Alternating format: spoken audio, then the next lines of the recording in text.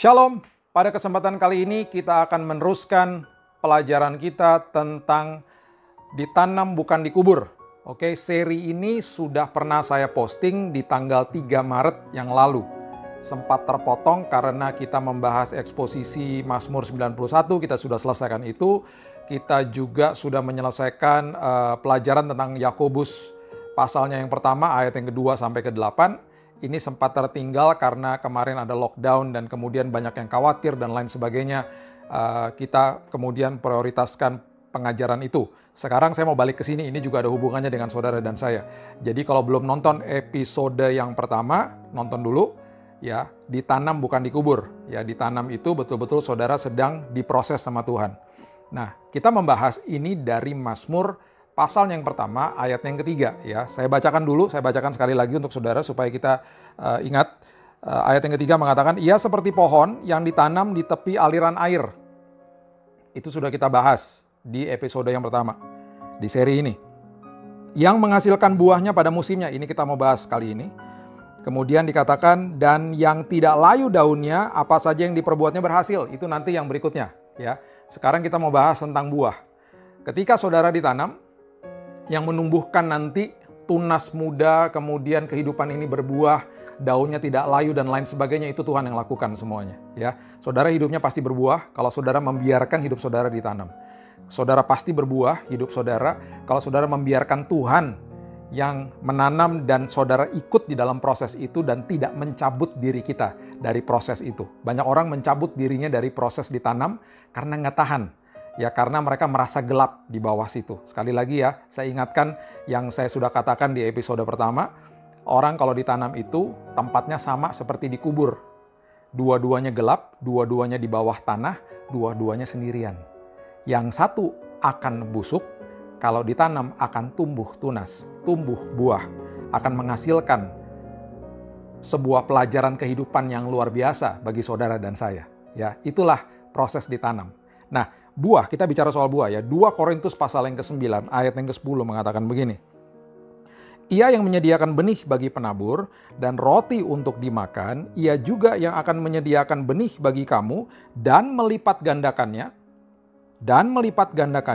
dan menumbuhkan buah-buah kebenaranmu. Di Galatia 5 ayat yang ke-22 dengan jelas dikatakan, tetapi buah roh ya saudara ya, bukan buah-buah roh. Dulu di sekolah minggu kita seringkali diajarkan buah-buah roh, bukan buah roh ya, buah roh. Jadi kalau tidak ada satu elemen berarti buahnya rusak ya. Ada 9 buah roh. Dikatakan begini, buah roh itu adalah kasih, sukacita, damai sejahtera, kesabaran, kemurahan, kebaikan, kesetiaan, kelemah lembutan, penguasaan diri. 9. Kita bahas 3 aja deh ya. 3 aja yang di depan ini karena ini yang sangat penting dan juga ini relevan dengan apa yang sedang kita hadapi pada saat ini. Ya, kasih, kemudian buah roh itu mengatakan, kemudian ada yang namanya sukacita, kemudian damai sejahtera. Ini urutannya tidak main-main dan tidak asal aja. Semua punya kesinambungan yang luar biasa. Apa yang Paulus tulis selalu ada kaitannya dengan apa yang Petrus tulis, dengan apa yang Yohanes tulis, dengan apa yang Yakobus tulis. Semuanya adalah sistematis teologi yang luar biasa ya. Oke, kita baca dulu di Yohanes 15 ayat yang ke-10. Ya. Hukum yang terutama adalah kasih. Kasih itu adalah sesuatu dasar atau fondasi daripada apa yang Yesus ajarkan dalam kehidupan ini.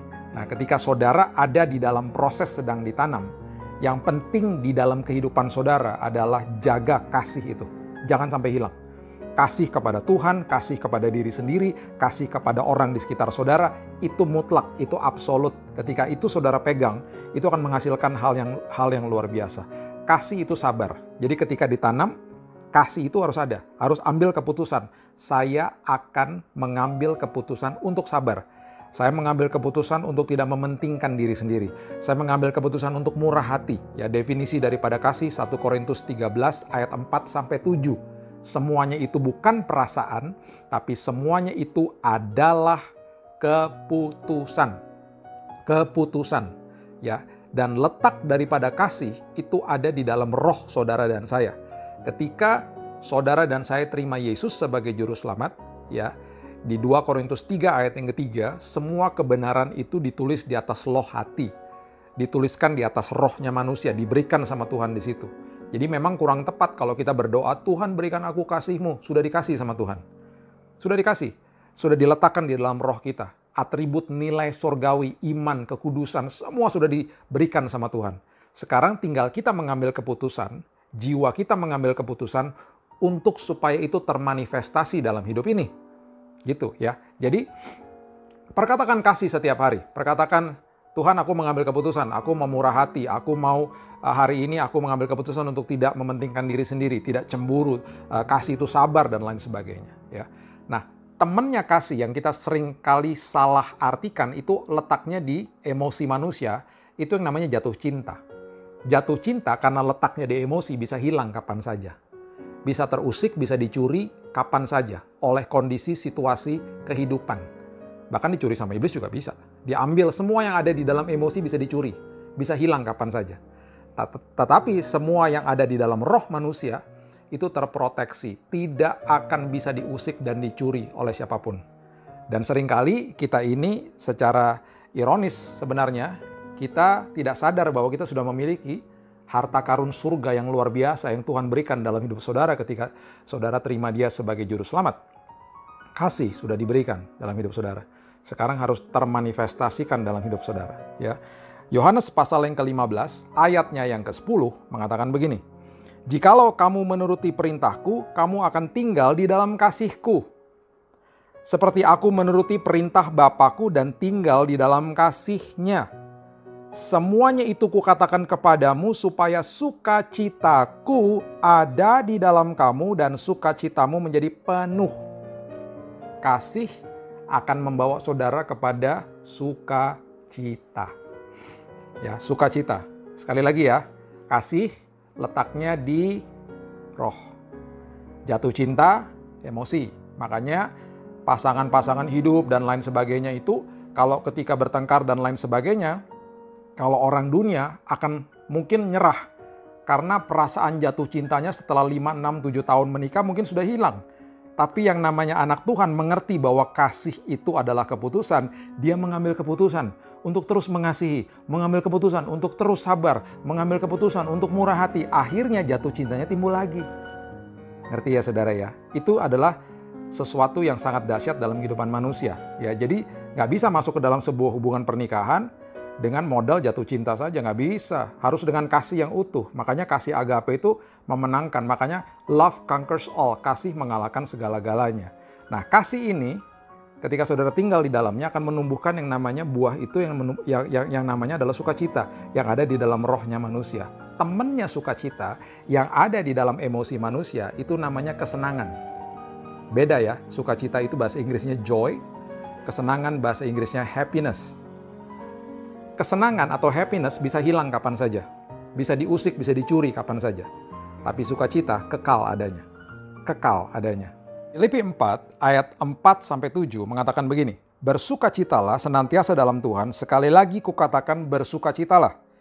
Hendaklah kebaikan hatimu diketahui semua orang, Tuhan sudah dekat. Ayat 6. Janganlah hendaknya kamu khawatir tentang apapun juga, nyatakan dalam segala hal keinginanmu kepada Allah dalam doa, dan permohonan dengan ucapan syukur. Ya, perhatikan ayat yang ke-7. Tadi kasih membawa kepada sukacita. Sekarang sukacita membawa kepada ini. Ayat yang ke-7. Damai sejahtera Allah yang melampaui segala akal akan memelihara hati dan pikiranmu dalam Kristus Yesus. Dahsyat ya. Jadi kasih membawa kepada sukacita. Sukacita membawa kepada damai sejahtera. Sama seperti yang dikatakan di Galatia 5 ayat yang ke-22. Ya, urutannya seperti itu. Dan dikatakan dengan jelas bahwa damai sejahtera Allah yang melampaui segala akal memelihara hati dan pikiranmu dalam Kristus Yesus. Saudara dan saya butuh setiap hari. Butuh yang namanya damai sejahtera, butuh yang namanya sukacita. Kuncinya apa? Tetap memegang teguh yang namanya kasih Tuhan, tetap tertanam di dalam proses yang Tuhan sedang kerjakan kita pada saat ini. Kita betul-betul sedang dalam proses tertanam, saudara, saat ini. Kita ditanam di dalam rumah kita masing-masing. Kita betul-betul seperti dikerem gitu ya. Seperti nggak boleh keluar kemana-mana. Kita ditanam, kita mengikuti proses dan kita nggak tahu kapan kita akan ditumbuhkan buah-buah kita. Kapan kita mengalami sebuah normality lagi yang seperti dulu. Balik kepada rutinitas seperti dulu. Kita belum tahu. Ya, damai sejahtera letaknya di roh. yang letaknya di emosi adalah ketenangan. Ketenangan bisa hilang kapan saja. Ketenangan bisa terusik kapan saja. Saudara tenang hari-hari ini? Mungkin tidak. Saudara senang hari-hari ini? Mungkin tidak.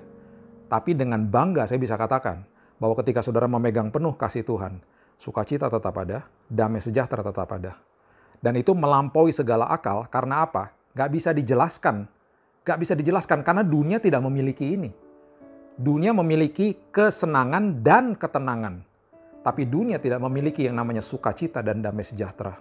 Jadi kalau ada orang tanya sama saya, kok masih tersenyum misalnya, kok masih kelihatannya tenang misalnya. Ya, sebenarnya bukan tenang, itu damai sejahtera.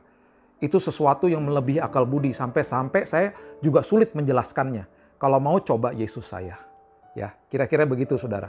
Ya, ini perbedaannya antara sukacita dan kesenangan, damai sejahtera dan ketenangan. Sekali lagi, kesenangan dan ketenangan bisa hilang, tetapi yang namanya sukacita dan damai sejahtera itu selalu kekal nilainya, selalu ada dalam hidup saudara dan saya. Kita harus ambil keputusan itu untuk terus hidup di dalam kasih, karena kasih adalah keputusan. Ya, tinggal di dalam itu, terus mengasihi Tuhan, terus mengasihi diri sendiri. Katakan kepada diri sendiri, saya tidak mau merusak hidup saya. Saya akan tetap memasukkan pikiran dan hati saya harus dijaga. Pikiran yang positif dan hati harus dijaga. Dan saya harus mengasihi orang-orang yang ada di sekitar saya. Karena saya percaya bahwa ketika saya mempunyai damai itu akan memelihara hati dan pikiran saya di dalam Kristus Yesus. Ya. Saya tutup dengan ini saudara. Kisah Rasul 12 ayat 6-7. Firman Tuhan mengatakan begini. Pada malam sebelum Herodes hendak menghadapkannya kepada orang banyak, Petrus tidur di antara dua orang prajurit, terbelenggu dengan dua rantai. Selain itu prajurit-prajurit pengawal sedang berkawal di muka pintu. Tiba-tiba berdirilah seorang malaikat Tuhan dekat Petrus dan cahaya bersinar dalam ruangan itu. Petrus di penjara, di rantai, di luar ada penjaga, di dalam penjara juga ada penjaga, ya, yang menjaga dia. Dia baru tahu bahwa salah satu murid Yesus baru dipenggal kepalanya, mati martir. Besoknya dia akan diperhadapkan dengan orang banyak, dengan massa yang begitu besar. Ada kemungkinan besar besoknya pun dia akan mati martir. Saudara, saya mau bertanya kepada saudara. Dalam kondisi seperti ini, kondisi yang sangat sulit seperti ini, Petrus ada di dalam penjara. Ya, saya mau tanya, apakah ada kesenangan? Pasti nggak ada. Ada ketenangan? Pasti nggak ada. Dan perhatikan kalimat ini, malaikat Tuhan berdiri bercahaya di dalam ruangan itu, bersinar dalam ruangan itu. Malaikat kalau datang, saudara, sudah terdokumentasi di Alkitab berkali-kali. Manusia ketakutan karena cahayanya yang begitu mulia dan luar biasa. Perhatikan kalimat ini. Malaikat itu menepuk Petrus untuk membangunkannya. Katanya, bangunlah segera. Maka gugurlah rantai itu dari tangan Petrus. Saudara, berarti ketika malaikat itu datang, Petrusnya tidur nyenyak. Tidur nyenyak. Karena cahaya yang begitu bersinar dalam ruangan itu tidak membangunkan dia. Berarti Petrus tidur nyenyak. Mungkin itu pertama kali dalam sejarah perserikatan kemalaikatan. Malaikatnya datang dan akhirnya manusianya tidak bergeming. Karena saya nggak pernah baca di dalam firman Tuhan ada malaikat datang dan manusianya biasa-biasa aja gitu. Yang ada kebanyakan manusianya kaget, takut, dan lain sebagainya. Petrus tidur nyenyak. Tidur nyenyak. Kesenangan nggak ada, ketenangan nggak ada. Kenapa dia bisa tidur nyenyak? Karena dia ada sukacita dan damai sejahtera Tuhan yang ada di dalam hidupnya. Dan itu yang memampukan dia tidur nyenyak kalau malam hari. Saudara, kita sedang melewati hari-hari sulit dalam hidup ini. Saya mau beritahu kepada saudara, biarkan hidupmu ditanam sama Tuhan.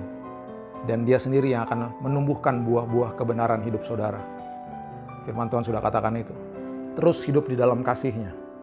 Saudara akan dijamin memiliki sukacita dan damai sejahtera Tuhan. Dan saya percaya pada malam hari saudara dan saya bisa tidur nyenyak. Saya berdoa firman ini memberkati hidup saudara, membuat saudara tenang, membuat saudara bersukacita, membuat saudara terus ada di dalam proses Tuhan, ada di dalam proses saudara ditanam. Dan ingat, ketika saudara ada di dalam proses ini, Tuhan sendiri akan menumbuhkan buah-buah kebenaranmu. Shalom and God bless you.